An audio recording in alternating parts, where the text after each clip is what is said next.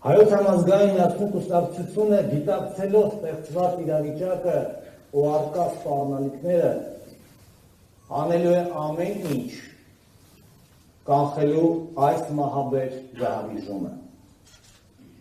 Մեր առաքելությունն է քշել նիկոլիզմը Հայաստանից։ Չի կարող մի պատերազմը եւ մի չստացված ղեկավարը կոտրի հայ ազգի ողնաշարը։ Ստեղծված իրավիճակը պարտադրում է ստեղծել այնպիսի համախմբում, որը պիտի ինքնանելի լինի ամբողջ հայ ժողովրդի համար։ Ընդդիմադիր դաշտի բոլոր քաղաքական ուժերը պետք է մի կողմ դնեն սեփական ամբիցիաները եւ տարաձայնությունները եւ լծվեն միայն ու միայն մեկ գործի՝ օր առաջ հեռացնել Նիկոլին, օր առաջ վերացնել նիկոլիզմը։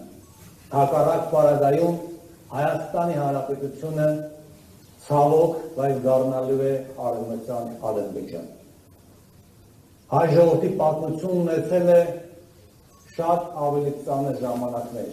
եւ անցել է փորձությունների միջոցով։ Մեր ժողովուրդն արժանապատվորեն է հաղթահարել այդ փորձությունները։ Հանուն այսօրվա եւ վաղվա սերունդների մենք պարտավոր ենք ունենալ արժանապատիվ անվտանգ պետություն։ Ինչպես արդեն նշեցի, ստեղծված իրավիճակում մենք իրավունք չունենք անտարբեր լինել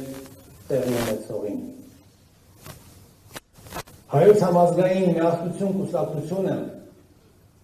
պարտադիր կմասնակցի 2026 թվականի հունիսի 7-ին կայանալիք ազգային ժողովի ընտրություններին։